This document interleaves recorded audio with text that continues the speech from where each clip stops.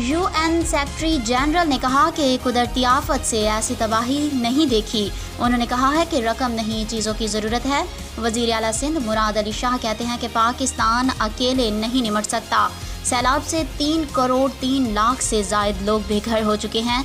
1,500 से ज़ायद अमवात और 50 अरब का लाइफ स्टॉक बर्बाद हो चुका है। स्पीकर सिंध असम्बली आगा सिराज दरानी ने कहा है कि मुश्किल वक्त है, सियासत ना की जाए, मुतासरीन की मदद पर तवज्जो दी जाए।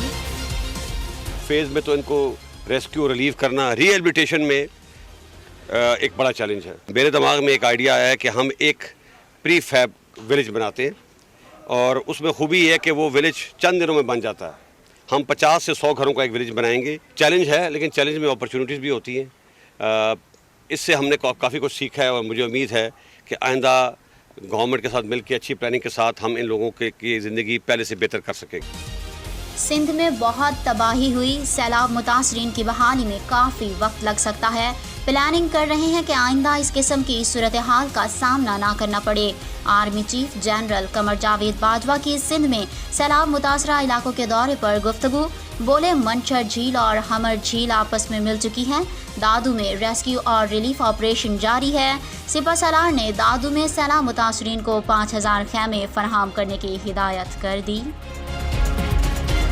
इस्लामाबाद और रावलपिंडी के मुख्तलिफ इलाकों में तेज़ बारिश, मौसम खुशगवार हो गया है। एबटाबाद, हवेलियाँ और गिरदोनवाह में भी बारिश का सिलसिला वक्फे से जारी, 2 रोज़ तक जारी रहने का इम्कान। अयूब मेडिकल कॉम्प्लेक्स से पानी निकालने का भी काम जारी। कराची में रात गए 3 मुबैना पुलिस मुकाबले में नॉर्थ कराची सेक्टर 11A में मुल्ज़मान की पुलिस पर फायरिंग। जवाबी फायरिंग में एक डाकू हलाक, दूसरा जख्मी हालत में गिरफ्तार।